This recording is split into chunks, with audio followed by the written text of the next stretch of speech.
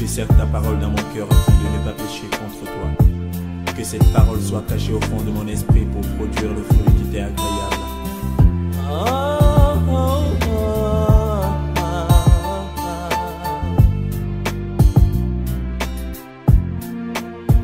Plus que jamais j'aime ta parole.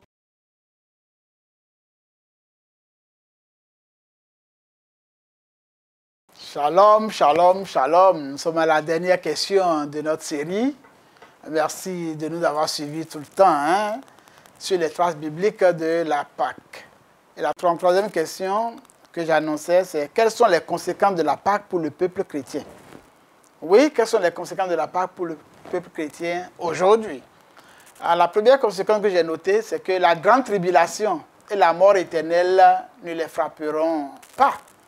Le jugement de Dieu ne les atteindra pas, voyez-vous?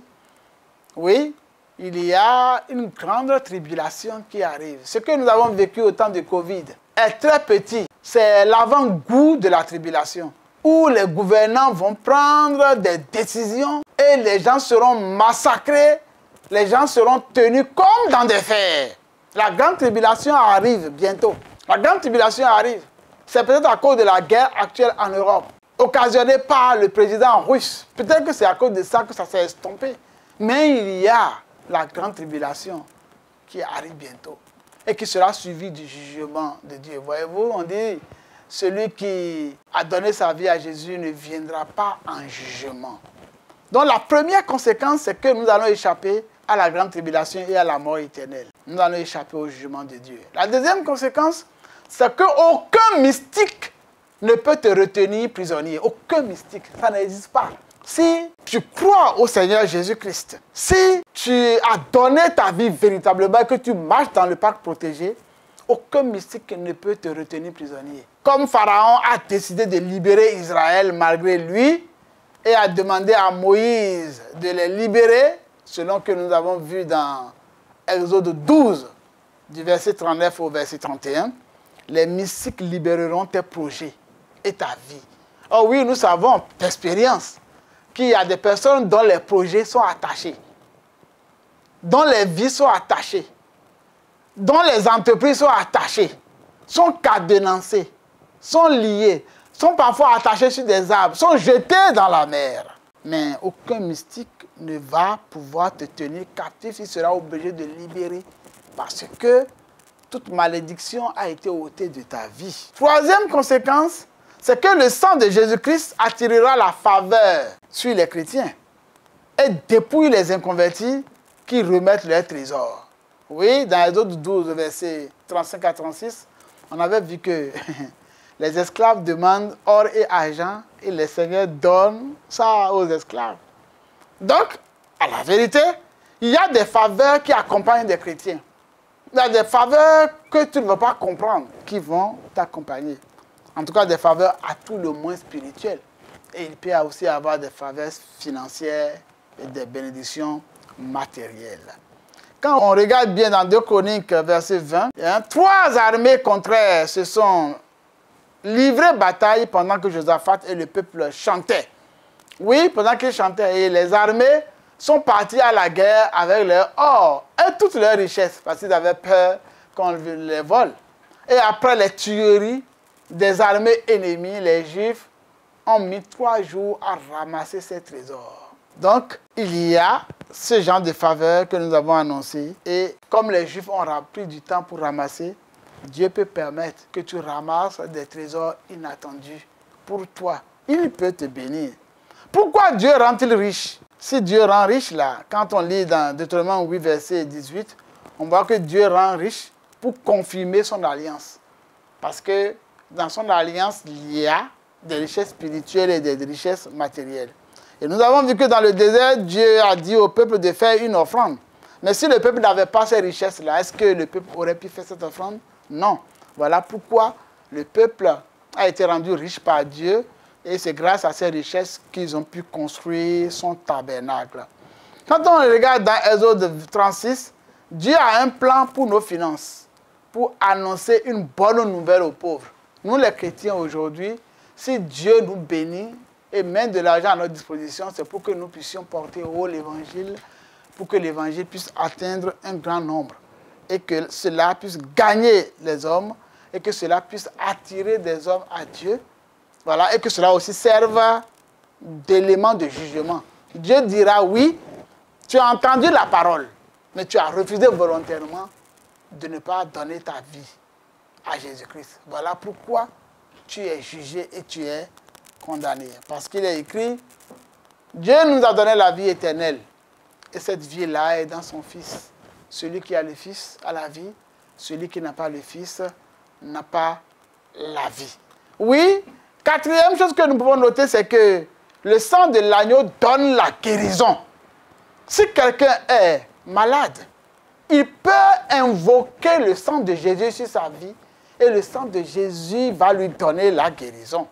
Parce qu'il est écrit que par ces meurtrissures, nous avons la guérison. C'est par ces meurtrissures que nous sommes guéris. Oui, il a souffert sur la croix et dans sa souffrance, il a porté toutes nos maladies. Et à cause de ce qu'il a porté nos maladies, oui, nous pouvons, par la foi en ce sacrifice-là, nous pouvons être guéris. Es-tu malade?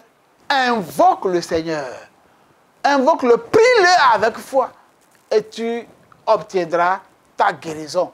Ta guérison au nom de Jésus-Christ. Le sang de Jésus-Christ attire la faveur de Dieu. Comme ça a attiré la faveur de Dieu, le sang de l'agneau a attiré la faveur de Dieu sur le peuple d'Israël. Oui, quand on regarde Exode 12, verset 22, on voit ce dont je parle. Quand on regarde également Romains 8, verset 14, nous voyons bien ce dont nous parlons.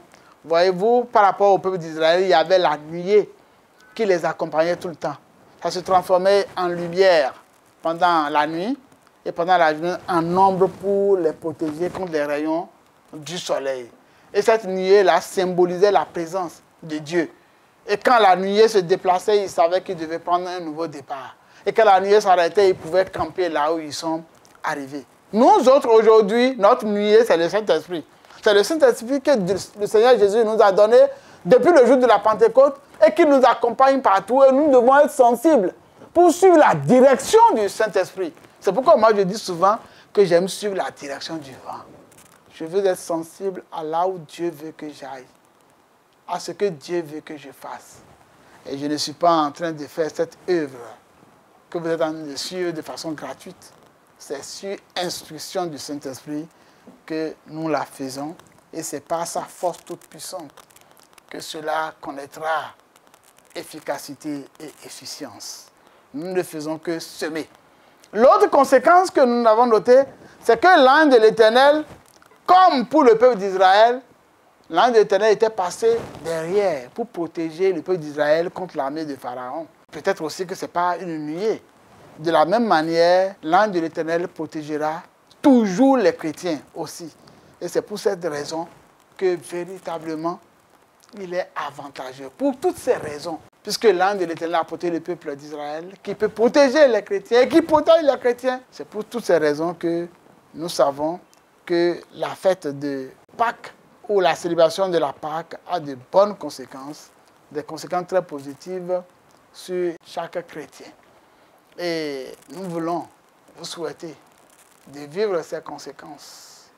Nous voulons vous souhaiter d'expérimenter ces conséquences au point de devenir vous aussi prédicateur de la foi, prédicateur de l'évangile, prédicateur de la Pâque. Nous pouvons retenir au total que la Pâque se fête chaque année par les communautés chrétiennes de tous bords. Cela donne droit à un jour de repos dans plusieurs pays sur la planète Terre. Il existe différentes écritures du mot Pâques, puis différents symboles aussi, et cela à cause des origines et des communautés, ce qui pose un problème de certains paradigmes. Et nous avons vu ensemble le paradigme mère-fille et le paradigme de la fratrie. Nous devons accepter de vivre ensemble sur la terre, puisque nous émanons d'un même Dieu, quand bien même nous n'aurions pas la même destinée après notre existence sur la terre. Mais chacun de nous a la responsabilité de rester connecté à son Créateur et de lui rendre la vraie adoration. L'adoration jugée comme telle par Dieu lui-même. En effet, la Pâque rappelle qu'il existe deux catégories de personnes. Les personnes qui subiront le châtiment et celles qui échapperont au châtiment. Oui, et toute cette catégorisation des hommes dépend de la marque du sang de l'agneau qualifié. Et l'agneau qualifié, vous avez compris, c'est Jésus-Christ. Ainsi, chacun est invité à opérer un bon choix pour donner à son existence une orientation un peu plus claire. Les questions et réponses que nous avons proposées dans notre ouvrage et que nous avons égrenées dans les différents épisodes sur notre plateforme de la bonne semence, là, ces différentes questions nous y aideront certainement. Et à ce propos, j'ai entendu Jean-Baptiste dire de Jésus une phrase très célèbre. Voici l'agneau de Dieu qui ôte le péché du monde.